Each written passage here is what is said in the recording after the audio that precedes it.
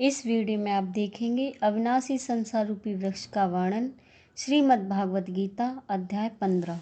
सबसे पहले हम संत रामपाल जी द्वारा वर्णित उल्टे वृक्ष पर आते हैं, जिसे संत रामपाल जी शास्त्र अनुसार पूजा बता रहे हैं। इस पिक्चर को देखकर कौन कहेगा कि यह संसार रूपी उल्टा वृक्ष है। मुझे तो सीधा दिखाई दे रहा है, इसे आप भी उल्टा वृक्ष नहीं कह सकते। फिर यह शास्त्र अनुसार पूजा कैसे हो सकती है? चलो मान भी लें यह शास्त्र अनुसार पूजा है। जैसा कि बाईं तरफ पेड़ में दिखाया गया है, पानी जड़ में डालें या पेड़ की शाखाओं में, ब्रह्मा विष्णु महेश रूपी शाखाओं में डालें, पानी तो जड़ में ही गिरेगा। अब हम आते हैं शास्त्र विरुद्ध पूजा संत रामपाल जी के अनुसार। इस वृक्ष को उल्टा करके देखते हैं। संत रामपाल जी द्वारा उल्लेखित पिक्चर में पत्तों में पानी का बहाव नीचे की तरफ है। अगर हम जड़ में भी पानी डालेंगे तो भी पानी जड़ में नहीं जाएगा, बल्कि पानी डालने वाला खुद ही नहा लेगा। जब वृक्ष उल्टा होगा, जो पानी का बहाव भी ऊपर की ओर होगा, तभी पानी जड़ में जाएगा। जैसा कि बाईं तरफ पेड़ में दिखाया गया है, पानी जड़ में डालें या शाखाओं में डालें, पानी तो जड़ में ही जाएगा। अब वास्तविक उल्टा वृक्ष गीता के अनुसार क्या है वह देखते हैं। श्रीमद् भागवत गीता अध्याय 15 में श्लोक नंबर 1 से 6 संसार रूपी वृक्ष का वर्णन, जहाँ सबसे ऊपर हाईलाइट हो रहा है। अब हम प्रथम श्लोक पर आते हैं। श्री भगवान वाच ऊर्ध्वमूलम् अधशाखम् अश्वत्थं प्राहो अव्ययम् छन्दांसि यस्य पर्णानि यस्तं वेद स वेदवित्।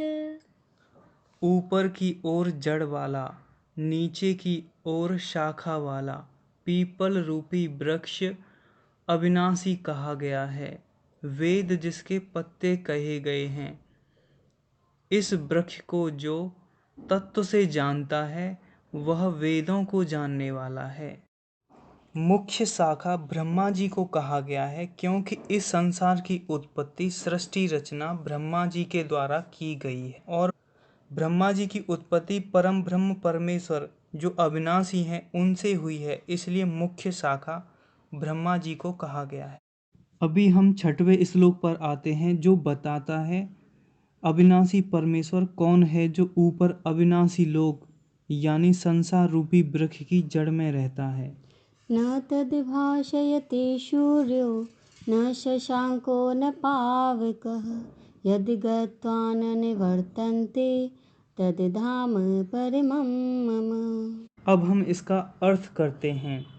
न जिसे सूर्य प्रकाशित कर सकता है, न चंद्रमा, न अग्नि, जिस लोक में जाकर के लोग वापस नहीं आते, अर्थात जन्म मरण के चक्कर से छूट जाते हैं, वही मेरा परम धाम है, ऐसा श्री कृष्ण भगवान ने कहा है। इसलिए श्री कृष्ण भगवान ही वह अविनाशी परमेश्वर हैं, जो अविनाशी संसार रूपी वृक्ष की जड़ में रहते हैं। इस संसार रूपी वृक्ष की गुण रूपी शाखाएं और विषय भोग रूपी कोपलाएं ऊपर और नीचे सर्वत्र फैली हुई हैं और कर्म बंधनों में बांधने वाली जड़ें नीचे की ओर मनुष्य लोक में विस्तारित हैं। इसका सरलार्थ है कि सिर्फ और सिर्फ धरती लोक पर नए कर्मों के अनुसार स्वर्ग नरक और मोक्ष प्राप्त कर सकते हैं। स्वर्ग और नरक में तो क्रमशः पुण्य और पाप कर्म भोग कर फिर से मृत्यु लोक यानी धरती लोक पर आना होता है। अब हम तृतीय और चतुर्थ श्लोक का अर्थ करते हैं। इस संसार रूपी वृक्ष का न निश्चित रूप है, न आदि है, न अंत है, न इसकी कोई निश्चित स्थिति है। ऐसे संसार रूपी वृक्ष की मजबूत जड़ों को वैराग्य रूपी शस्त्र से काट कर, चौथा श्लोक का अर्थ, ऐसे परम पद की खोज करनी चाहिए जिसमें गए हुए लोग फिर वापस नहीं आते, यानी जन्म मरण के चक्कर से छूट जाते हैं, और उस आदि परमेश्वर की शरण में जाना चाहिए जिससे इस संसार रूपी वृक्ष की प्रवृत्ति हुई है। अब हम 5वें श्लोक पर आते हैं।